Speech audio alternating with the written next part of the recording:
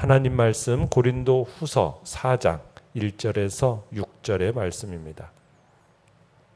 고린도 후서 4장 1절에서 6절의 말씀 우리 한 목소리로 같이 읽겠습니다. 시작.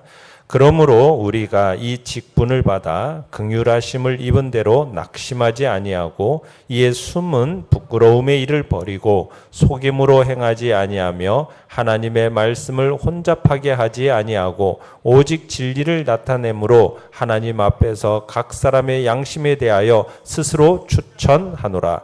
만일 우리의 복음이 가리었으면 망하는 자들에게 가려진 것이라.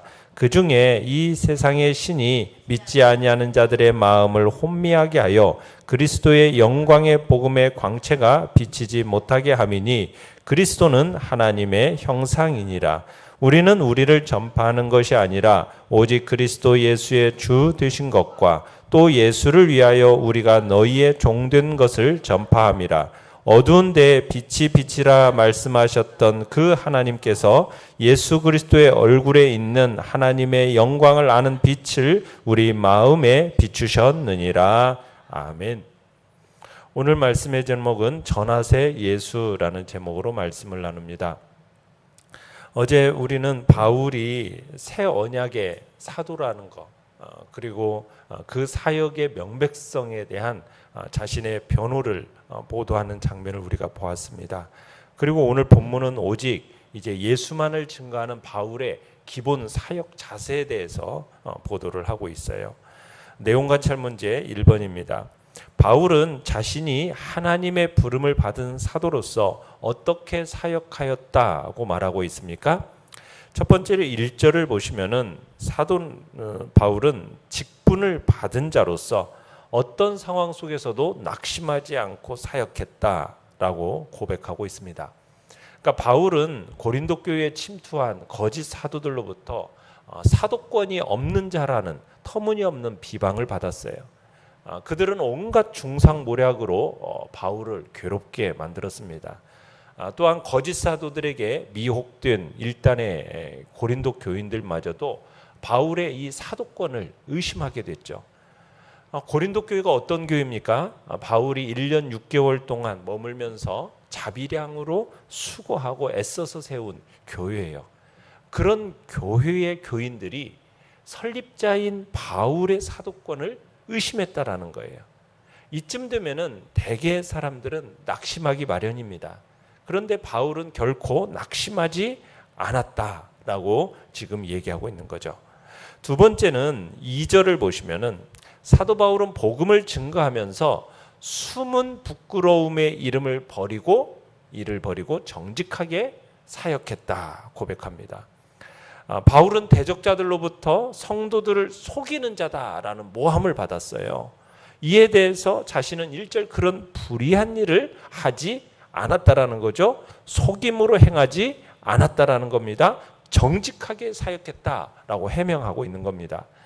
그리고 바울은 하나님의 말씀을 혼잡하게 하지 않았다라고 얘기합니다. 여기서 혼잡하게 하다라는 말은 마치 약에 어떤 이물질을 섞어가지고 약의 질을 떨어뜨리다라는 이런 표현인데요. 순수한 복음에 필요가 없는 것을 첨가시켜서 복음의 본질을 왜곡시키는 행위를 가리켜서 이 혼잡하게 하다라는 단어를 쓰는 겁니다. 그런데 바울은 이 말씀을 혼잡하게 하지 않고 어떻게 했다고요? 오직 진리만을 전했다라고 고백하고 있는 겁니다. 그러니까 바울은 하나님 앞에서 각 사람의 양심에 대하여 스스로 추천을 하고 있어요. 바울은 자신이 진실한 사도라는 사실을 억지로 고린도 교인들만 설득시키려고 하는 게 아니라 사도의 권위를 인위적인 방법으로 나타내지 않고 오직 고린도 교인들의 그 양심이 자신의 그 사도로서의 진실성을 알아주기를 바랄 뿐이다라고 얘기를 하고 있는 겁니다. 내용 관찰 문제 2번입니다. 바울은 자신이 전한 복음이 가려진 것은 망하는 자들에게 가려진 것이라고 하면서 그 원인을 무엇이라고 설명합니까? 지금 3절에 보면 우리의 복음이 가리었으면 망하는 자들에게 가려진 것이다. 자, 이런 표현을 쓰고 있는데 바울이요 거짓 사도들에 의해서 어떻게 지금 비난을 듣고 있느냐면 동방의 이 신비 종교들에서 같이 어떤 특정한 수준에 오른 사람만이 알아들을 수 있도록 복음을 증거했다. 어느 정도의 수준에 있는 사람들이 들을 수 있는 말로 복음을 증거했다는 식으로 이제 거짓 사도들이 바울을 이렇게 비난을 한 겁니다. 바울이 그렇게 비난하는 자들을 향해서 만약 자신이 전하는 복음을 알아듣지 못했다면 이것은 뭐냐? 자신의 복음 증거가 잘못되었기 때문이 아니라 그들이 멸망할 자로 정해진 까닭이다. 지금 이런 식으로 역공을 하고 있는 겁니다. 그러니까 복음이 가려졌으면 망하는 자들에게 가려진 거다. 바울은 누구나 이해할 수 있고 공개된 방식으로 복음을 전했어요. 그가 전하는 복음은 단순했고요, 이해하기 쉬웠습니다. 그럼에도 불구하고 그들이 복음을 받아들이지 않은 것은 그들의 마음에 지금 무지의 수건이 가려졌기 때문이다라고 얘기하는 거죠. 무지의 수건이 수건으로 이렇게 가려지고 쓰여졌기 때문이라는 거예요. 그러니까 일단의 사람들이 지금 복음을 이해하지 못하고 배척하게 된 이 책임이 하나님께 있는 게 아니라 4절에 보면 그들의 마음을 혼미케 한 이 세상의 신 사탄에게 있다라는 겁니다. 자, 그 사탄은 마음이 타락하고 부패한 인간들의 마음 속에서 역사해서 이 복음을 들어도 그것을 이해할 수 없게 해서 복음을 영접하지 못하게 한다는 거예요. 여기서 지금 혼미하게 한다, 이 마음을 혼미하게 한다라는 이 혼미하게 한다라는 단어는 눈을 멀게 한다라는 뜻이에요. 눈을 멀게 한다. 그러니까 이 사탄은 사람들의 마음 속에 있는 영적인 눈을 멀게 해가지고 그리스도와 그 영광의 복음의 진리를 볼 수 없게 만든다라는 겁니다. 그러면서 4절 끝에 보면 바울이 이런 표현을 쓰고 있어요. 그리스도는 하나님의 형상이니라 이렇게 표현하고 있는데 이 형상이라는 단어는 원형을 그대로 그린 이 초상을 가리키는 말입니다. 그러니까 그리스도는 보이지 않는 하나님의 초상이시다 이런 의미라는 거예요. 그러니까 그리스도를 볼 수 있으면 누구를 볼 수 있다라는 얘기입니까? 하나님을 볼 수 있다라는 얘기를 하는 거예요. 자, 그런데 사탄이 사람들로 하여금 누구를 볼 수 없게 만드는 거예요? 그리스도를 볼 수 없게 만드는 거예요. 그리스도가 구세주시요 하나님의 아들이시라는 사실을 알지 못하게 만드는 겁니다. 그저 그리스도를 하나의 위대한 성현이요, 종교의 창시자요, 종교가 이 정도로만 알게 할 뿐이라는 거예요. 특히 사탄은 사람들로 하여금 그리스도 위에 다른 것들을 자꾸 사랑하게 만들어서 예수 그리스도를 알지 못하게 만듭니다. 세상 사람들로 하여금 사탄은 그리스도보다도 세상의 허영, 행복, 부, 명예 이런 걸 더욱 사랑하게 만들어서 그 마음을 혼미하게 해가지고 예수 그리스도의 그 복음의 광채가 비치지 못하도록 하게 하는 것이 지금 사탄의 역할이라는 거죠.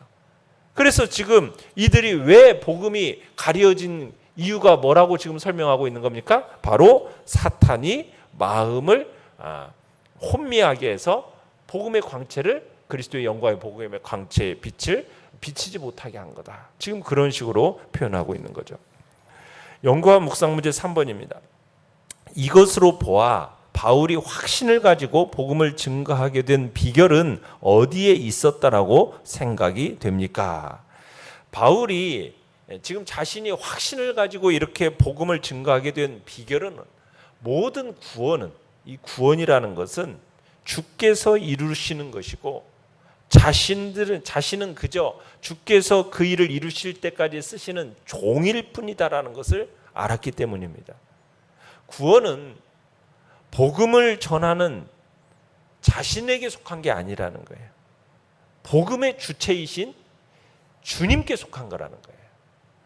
그러니까 자신은 단지 그냥 주님의 뜻을 이루는 도구일 뿐이에요. 도구에 지나지 않는다라는 것을 알았기 때문입니다. 비록 복음은 우리가 전할지라도 궁극적으로 어떤 심령으로 하여금 복음을 듣고 구원에 이르게 하는 것은 누구의 일입니까? 주님의 일이에요. 주님의 일. 우리는 뭐 하는 거예요? 단지 도구로서 전달자예요. 통로일 뿐이에요. 그러니까 전도자는 이 사실에 대해서 분명하게 인식하고 있어야 돼요. 전도자는 결코 자신이 복음을 전해서 내 말에 의해서 저 사람이 구원을 받고 변화되는 것이 아니라는 거예요. 전도자가 복음을 전하는 거 귀한 일이지만 그건 어디까지 나는 주님의 도구일 뿐이라는 거. 구원의 주체는 주님이시라는 거. 우리는 이것에 대해서 바울은 분명하게 기억하고 있었다는 겁니다. 그러면서 6절에 보시면은 바울이 그리스도의 이 예수의 주되심을 전파할 수 있는 이유를 그리스도의 얼굴에 있는 하나님의 영광을 아는 빛을 자신의 마음에 비춰주셨기 때문이다. 이렇게 얘기하고 있어요. 여기서 지금 6절에서 두 종류의 빛을 얘기를 하고 있습니다. 사도 바울이 하나님께서 천지 창조의 당시에 만드신 자연의 빛이 있어요. 그러니까 이 창조의 빛은 사물을 분간하는 빛입니다. 다음으로는 또 무슨 빛이 있다라는 겁니까? 영광을 아는 빛이 있다라는 거예요. 하나님의 영광을 아는 빛, 영적인 빛이 있다라는 거예요. 그러니까 이것은 예수 그리스도께서 지니신 하나님의 모습을 알 수 있는 빛이에요. 이 빛은 성도를 창조하는 빛입니다.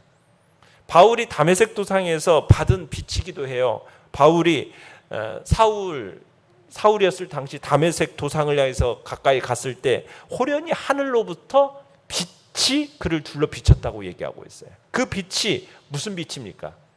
바울의 그 무지한 영안을 열어서 예수 그리스도께서 하나님이라는 사실을 알게 해준 빛인 거죠. 바로 우리가 예수 그리스도를 통해서 하나님의 빛, 아는 빛을 받은 자들인 겁니다. 그 빛이 우리 가운데 임한 거예요. 하나님이 우리에게 어떤 방식으로 예수 그리스도를 통하여 하나님을 아는 빛을 비추셨겠어요?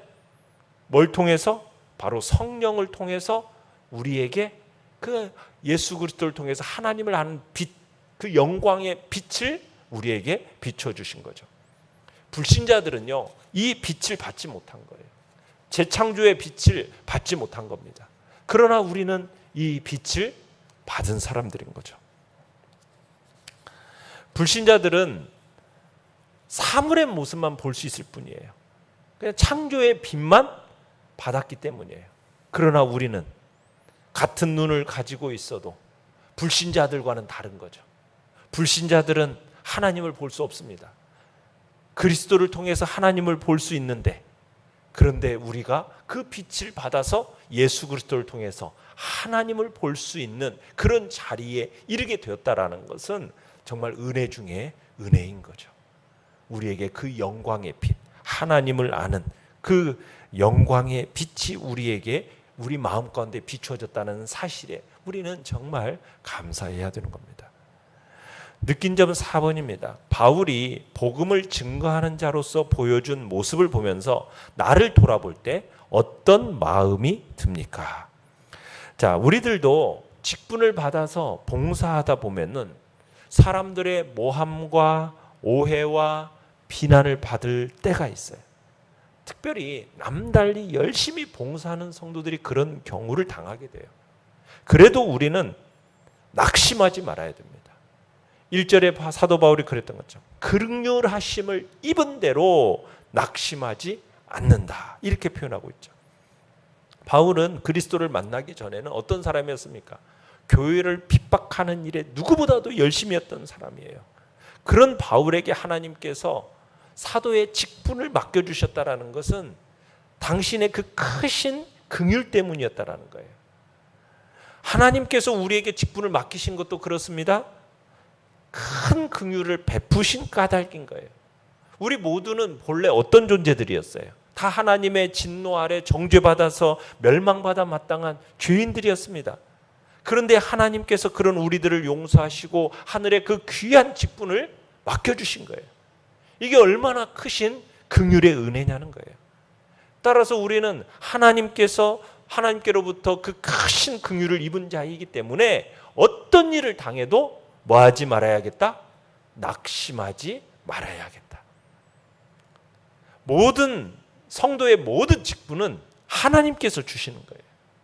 비록 사람을 통해서 임명받는다 해도 그것은 하나님이 우리에게 긍휼을 베푸사 맡기신 겁니다. 그러므로 우리는 직분을 행함에 있어서 사람들에게 무슨 비난을 받든 어떤 일을 당하든 자기 직분에 대한 확신을 갖고 담대히 직분을 감당해야 되는 겁니다. 특별히 하나님께서 우리에게 직분을 맡기셨다라는 것은 하나님이 우리를 인정해 주셨다라는 의미거든요. 바울이 디모데전서 1장 12절에서 이런 말을 해요. 나를 능하게 하신 그리스도 예수 우리 주께 내가 감사함은 나를 충성되이 여겨 내게 직분을 맡기심이니. 충성되이 여겨. 그러니까 주님께서 우리에게 직분을 맡겨주셨다라는 것은 뭐예요? 우리가 남보다도 뭔가 충성되다라고 우리 주님이 여겨주셔서 우리에게 맡겨주시고 나를 그렇게 인정해 주셨다는 얘기인 거예요. 하나님이 우리를 알아주시고 하나님이 나를 인정해 주시는 것으로 우리는 만족해하고 사람들이 비록 나를 오해하고 모함한다 할지라도 우리는 낙심하지 말고 나를 충성되이 여겨주신 그 주님을 생각하면서 충성되이 그 직분을 수행해 나아가는 겁니다. 사실 우리의 직분은 하나님이 주셨다라는 것. 그러기에 우리는 낙심하지 아니하고 계속 충성으로 직분을 수행하다 보면 하나님께서 그 모든 오해와 모함과 비판 모두 다 제하여 주시고 우리의 손을 들어주실 때가 오게 되는 겁니다. 우리는 이 사실을 믿고 우리는 어떤 일을 당해도 낙심하지 말고 맡은 직분을 충성되이 감당하는 복된 자리에 있기를 바랍니다. 결단과 적용 5번입니다. 바울처럼 확신 있게 복음을 전한 자가 되기 위해 나의 삶에서 변화되어야 할 부분은 무엇입니까? 우리가 주의 일을 감당함에 있어서 하나님께서 나에게 이 직분을 맡겨주셨다라는 그 직분에 대한 확신, 소명의식이 분명히 있어야 되고 그 소명의식을 가진 자로서 이제 나는 주님이 나를 충성되이 여겨주셨다고 그랬잖아요. 나를 인정해 주셨음. 사람들이 나를 인정해 주지 않더라도 하나님이 나를 인정해 주셨다는 그 마음을 가지고 우리가 복음을 전하고요. 그리고 구원은 오직 주님께 속한 일이다. 내 말로 되어지는 게 아니라 주님께 속한 일이라는 걸 깨닫고 나는 단지 주님의 도구로서 그냥 복음 전하는 일에만 최선을 다하는 자로 사람들을 변화시키는 것은 하나님이 하실 일이고 내 할 일은 뭐예요? 전하는 통로라는 것. 그것을 기억하고 내게 맡겨주신 사역, 구원의 사역을 위해서 맡겨진 일을 한시도 잊지 말고 그 일을 감당하는 자리에 있어야겠다고 결단하시길 바랍니다.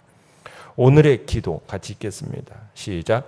주여 복음 전파자로서의 온전한 정체감을 갖고 예수 그리스도를 전하는 삶을 살게 하소서. 아멘. 말씀을 생각하면서 기도하시고 연약한 우리의 지체들을 위해서 기도해 주시기 바랍니다. 그리고 오늘 수요 예배 가운데도 하나님의 풍성한 은혜와 역사를 기대하면서 주여 우리 세 번 부르짖으면